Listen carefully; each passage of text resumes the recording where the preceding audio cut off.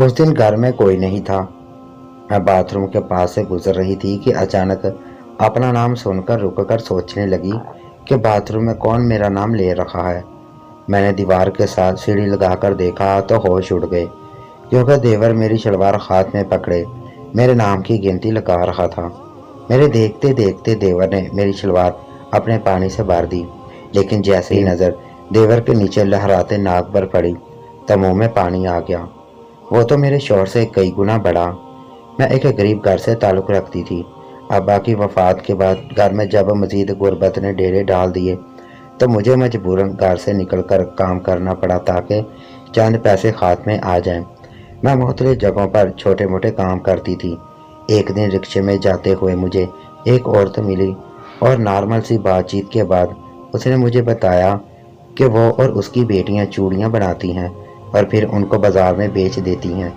उसने मेरे घर के हालात देखकर मुझे भी अपने साथ काम करने की ऑफ़र दी, जिसे मैंने फ़ौरन कबूल कर लिया, क्योंकि मुझे काम की अशद ज़रूरत थी और वो रहती भी मेरे घर के करीब ही थी। अगले दिन सुबह सवेरे मैं उसके घर चली गई तो वो औरत, उसकी बेटी और बहू बैठी चूड़ियाँ बना रही थी और साथ में काफ़ी सामान पड़ा हुआ था, जिससे अंदाज़ा हो रहा था कि वो काफ़ी काम करती है। मुझे थोड़ा सा समझाकर वो तीनों अपने अपने काम में लग गई और मैं गौर से उनको देखती रही। कुछ टाइम लगा, लेकिन मुझे काम की समझ आ गई। वो तीनों बहुत लगन से काम करती थीं। मैं उनके अखलाक से भी बहुत मुतासर हुई, लेकिन यहाँ वही हिसाब था, 2 दिन की चांदनी फिर अंधेरी रात। वो जो शुरू में इतनी अच्छी बन रही थी, कुछ वक्त के बाद अजीब रवैया रखने लगी। मुझसे जितना काम लिया जाता उसका आधा मुझे देते थे। मैं ये महसूस कर रही थी कि उनका रवैया खींचा खींचा सा है, लेकिन कभी पूछने की हिम्मत ना कर पाई। एक मजबूर इंसान को कोई बात करने से पहले कई बार सोचना पड़ता है, और मैं उस वक्त वैसे ही मजबूर थी। एक दिन जब मैं उनके घर गई तो कमरे में से लड़ाई की आवाज़ें आ रही थीं। मैं खामोशी से बैठकर काम करने लगी, तब ही वो औरत कमरे से निकली और मेरा बाजू पकड़कर मुझे घर से बाहर धकेलने लगी। मुझे समझ नहीं आई कि हो क्या रहा है, और इस तरह इंसल्ट पर मैं भी घबरा गई। उसके साथ ही मैं भी गुस्से में आ गई। इससे पहले कि मैं कुछ कहती, पीछे से उसका बेटा आया और मेरा हाथ छुड़वाकर हमारे दरमियान आ गया और मुझे घर से जाने का कहने लगा। मैं जैसे ही पलटी तो मुझे उस औरत की आवाज़ सुनाई दी, जिससे साफ लग रहा था कि कहीं ना कहीं मेरा ताल्लुक़ है इन बातों से, मगर मैंने तब खामोशी से आ जाना ही मुनासिब समझा। मैं फिर दोबारा उनके घर ना गई। इतनी जिल्लत से मुझे दुख हो रहा था। 2 दिन बाद उस औरत का बेटा हमारे घर आ गया। मैं तब तो घर पर मौजूद नहीं थी, मगर वो अम्मा से मिलकर चला गया। मेरे आने पर अम्मा ने बताया कि वह मुझसे शादी करना चाहता है।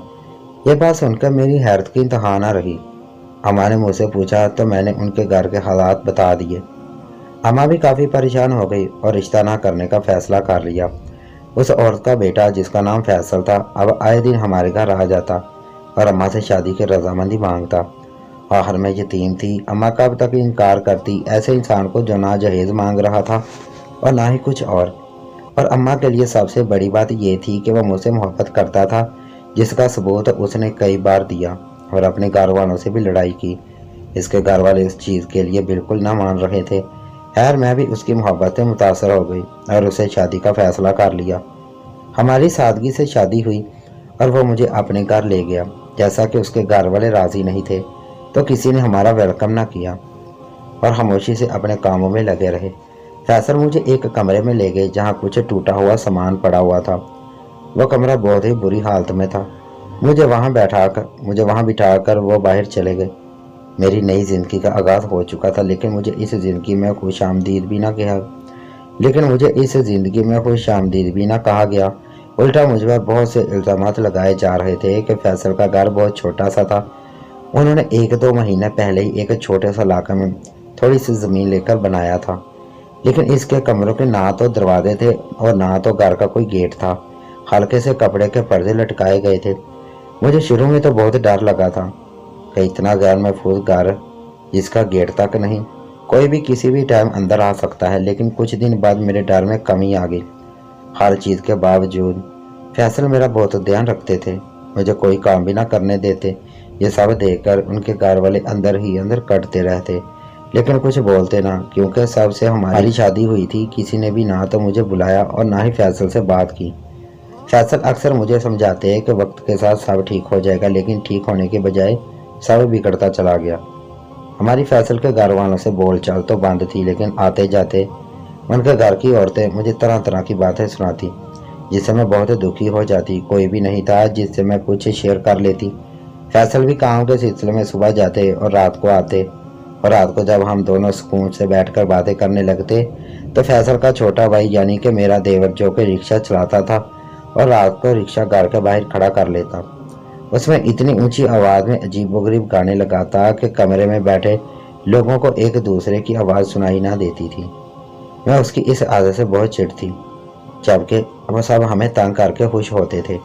एक बार मैंने फैसल को कहा कि इनको मना कर दें, और वो मना करने गए, लेकिन आगे से सारे घर वाले उठकर उन्हें मारने के लिए लिपके। मैं ये देखकर बहुत डर गई थी और फैसल को फौरन अलग करके कमरे में ले आई। उस दिन के बाद से मैंने फैसल को कभी कुछ ना कहा था, क्योंकि उनके घर वालों का जानवरों का जैसा सलूक देखकर मैं नहीं चाहती थी कि ये फैसल को कुछ हो।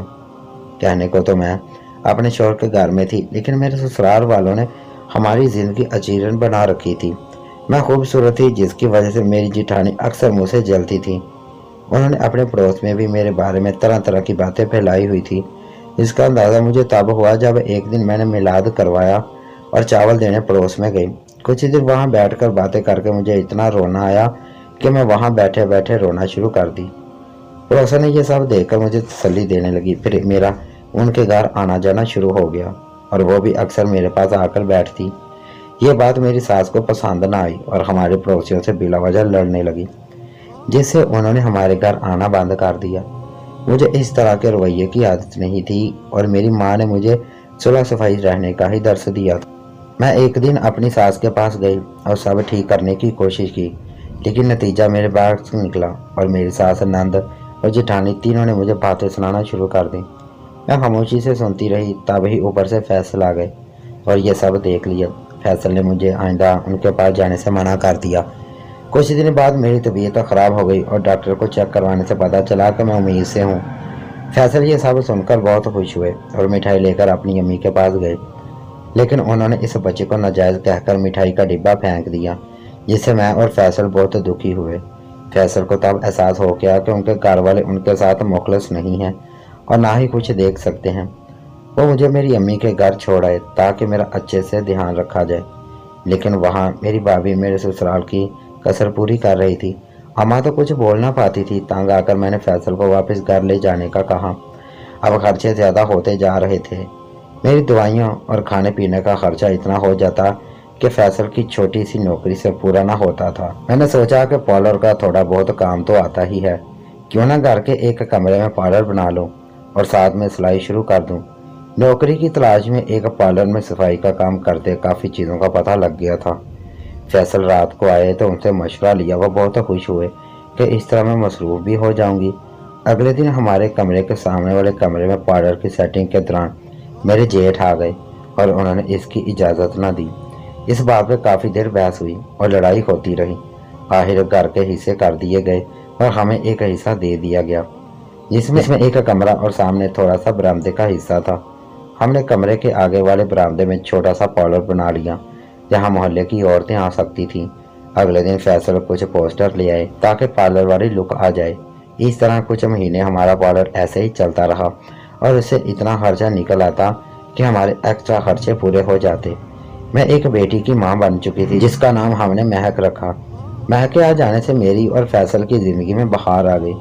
हम सबसे अलग अपनी ज़िंदगी गुजारने में मसरूफ़ थे, बिना परवाह किए कि मेरे ससुराल वाले इतनी नफरत पाले बैठे हैं। अगर मियाँ शुरुआत को आते तो खाना खा के मैं और फैसल मोहल्ले में वॉक करने निकल जाते। कुछ देर बाद घर आ जाते। मुझे नहीं अंदाज़ा था कि सिर्फ इस बात पर हमारे करैक्टर की धज्जियाँ उड़ाई जानी थी। छुट्टी वाले दिन हम कमरे में बैठे महक के साथ खेल रहे थे कि मेरे जेठ आए और फैसल को बाहर का पर्दा बदलने का कहने लगे। फैसल ने पर्दा देखा तो बिल्कुल ठीक था। कहने लगे, जब पर्दा ठीक है तो बदलना क्यों है? इतनी सी बात थी कि मेरे जेठ बढ़ गए और फैसल को मारने लगे। उनको देखकर मैं घर के बाकी लोग बिना बात को जाने आकर मेरे जेठ का साथ देने लगे। मेरे देवर और जेठ फैसल को खींच कर सहन में ले गए और इस तरह वो तीनों भाई आपस में लड़ना शुरू हो गए। میرے دیور نے پاس پڑی اینٹ اٹھا کر فیصل کی کمر پر دے ماری، جسے دیکھ کر منہ سے رہا نہ گیا اور میں نے اپنے دیور کے منہ پر تھپڑ مار دیا، جس سے وہ غصے میں آ گیا اور میرے پارلر میں لگے پوسٹر پھاڑ دیے اور باقی کا سامان توڑنے لگا۔ لڑائی اتنی شدید تھی کہ محلے والے بھی چھڑوانے آ گئے۔ تب ہی میرے دیور نے مجھ پر الزام لگانا شروع کر دیا اور ہم میاں بیوی اگر چہل قدمی کے لیے باہر چلے جاتے تھے تو اس بات کو اتنا غلط مطلب دیا جانے لگا کہ 2 گھنٹے لگاتار لڑائی کے بعد کچھ معاملہ ٹھنڈا ہوا تو فیصل مجھے لے کر میری امی کے گھر آ گئے۔ فیصل کے کپڑے پھٹے ہوئے تھے۔ اماں یہ دیکھ کر حیران ہو گئی۔ تب انہیں سب باتیں بتائی تو انہوں نے ہمیں کسی الگ گھر میں رہنے کا مشورہ دیا۔ ہمارا کچھ دن بعد وہاں سے سامان اٹھا کر نئے گھر میں شفٹ ہونے کا ارادہ بنا، لیکن جب سامان منتقل کرنا تھا فیصل کو کسی کام سے دوسرے شہر جانا پڑ گیا اور انہوں نے مجھے بھائی کے ساتھ سامان منتقل کرنے کا کہا، لیکن بھائی بھی بھابھی کی وجہ سے نہ گئے۔ تب میں نے چھوٹے بھائی کو لیا اور اپنے سسرال چلی گئی تاکہ سامان باندھ سکوں۔ وہاں جا کے پتہ چلا کہ گھر میں دیور کے سوا کوئی بھی نہ تھا۔ میں خاموشی سے اپنے والے حصے میں گئی اور سامان باندھنا شروع کر دیا۔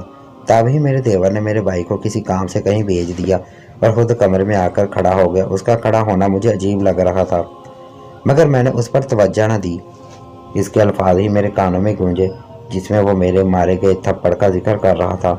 یہ سن کر میرے ہاتھ میں پکڑی چادر نیچے گر گئی۔ مجھے محسوس ہوا کہ یہ اب اس تھپڑ کا بدلہ لینے کے ارادے میں ہے۔ میں نے بات سنبھالنے کے لیے معذرت کر لی۔ مجھے تب احساس نہیں ہوا، لیکن وہ ہنسنے لگ گیا اور میری طرف بڑھنا شروع کر دیا۔ جیسے ہی وہ میری قریب آیا میں نے اسے دھکا دیا اور باہر کی طرف بھاگی، لیکن کوئی ایسی محفوظ جگہ نہ تھی جہاں میں چھپ سکتی۔ میں پارلر میں بھاگی اور اس کا ٹوٹا ہوا دروازہ بند کر کے سہارا دے کر کھڑی ہو گئی، لیکن اس جانور نما انسان کے آگے وہ ہلکا سا دروازہ بھی کیا تھا۔ اس نے زور لگایا اور دروازے کے ساتھ میں بھی زمین پر جا گری اور اس سے معافی مانگنے لگی، لیکن اس پر بدلے کی دھن سنوارتی وہ میری طرف بڑھتا گیا اور اگلے ہی پل میری عزت خاک میں ملا کر اپنی انا کو تسکین دے کر مجھے وہیں روتا ہوا ناقابل برداشت حالت میں چھوڑ کر باہر چلا گیا۔